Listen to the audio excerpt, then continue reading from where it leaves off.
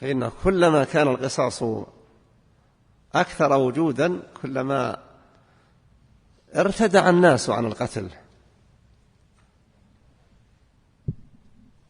الله يقول جل وعلا في الكتاب الكريم: ولكم في القصاص حياة.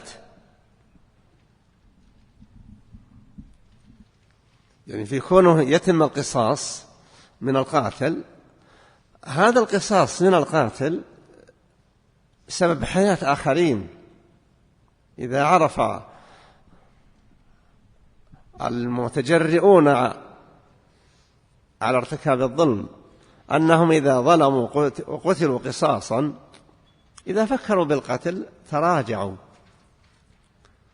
إذا وجدوا أنه يمكن أن يتسامح معهم أو أن تهب قبيلتهم وتجمع وجاهات وأموال ثم يسلم، لا شك أن الناس محتاجون إلى حزم يردع الذين يقدمون على